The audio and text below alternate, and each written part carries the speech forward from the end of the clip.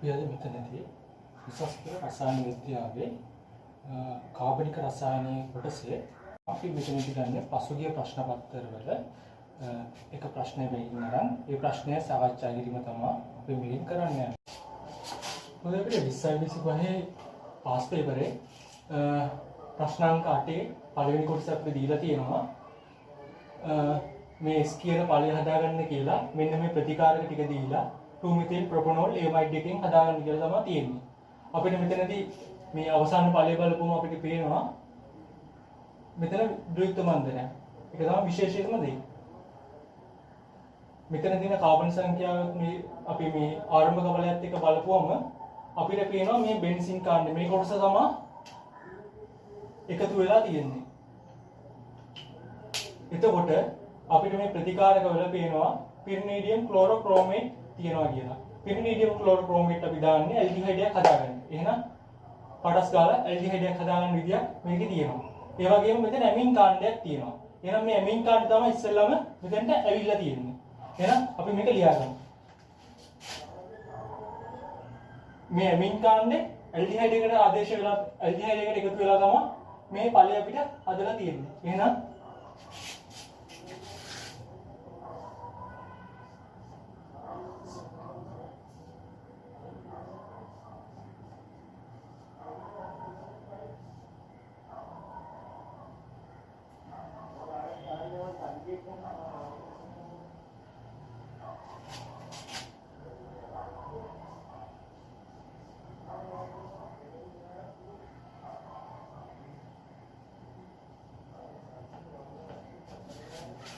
එහෙනම් මෙතන මේ ඇල්ඩිහයිඩ් එක තමයි අපි මෙතන කාබනික රසායනයේදී අපි හැමතිස්සම හිතන්නේ අවසාන ඵලයේ ඉඳන් තමයි ආරම්භක ඵලයට හිතන්නේ.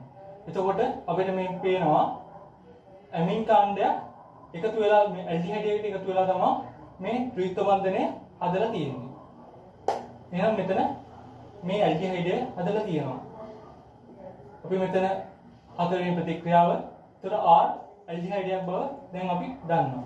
එහෙනම් අපි ඊළඟ ඵලයට හිතමු. එතකොට ඇල්ඩිහයිඩ් එක හදන්න අපිට පිරිනීඩියම් ක්ලෝරෝක්‍රෝමේට් පාවිච්චි කර හැකියි. පිරිනීඩියම් ක්ලෝරෝක්‍රෝමේට් මධ්‍යසාරයකට දාපුවම තමයි ඇල්ඩිහයිඩ් එකක් හැදෙන්නේ. එහෙනම්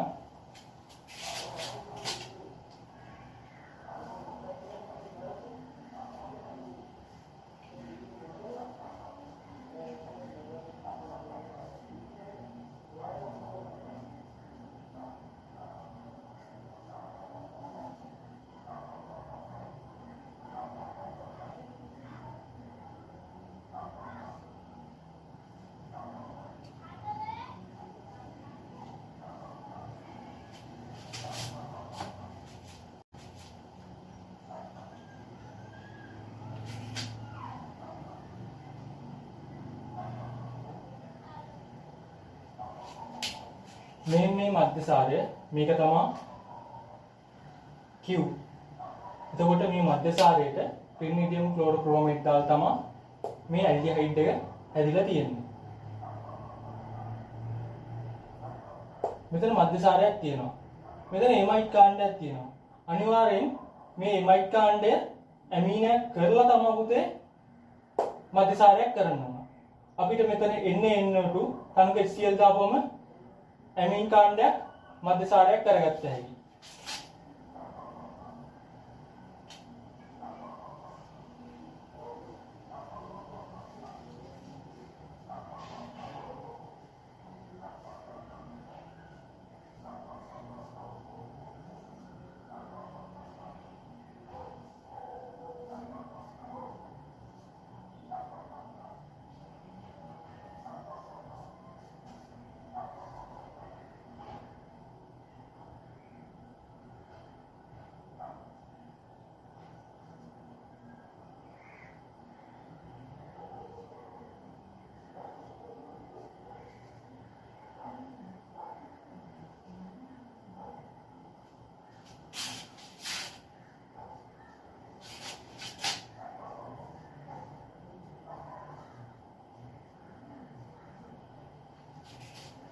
එතකොට පේනවා පුතේ මේ ඇමින් කාණ්ඩෙට NaNO2යි තනුක HCl දාපුවම මේ මධ්‍යසාරය අපිට හදාගත්ත හැකි.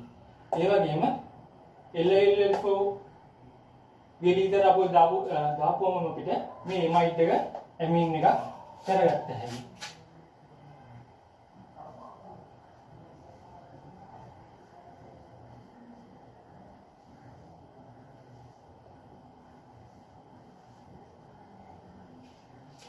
බලන්න අපි ප්‍රතිකාර 7කකින් මේ S කියන ඵලය හදාගත්තා. ඉස්සෙල්ලාම අපිට තිබ්බේ ආරම්භක ඵලයේ විදිහට 2 මෙතිල් ප්‍රොපනෝල් එමයිඩ් එකක්.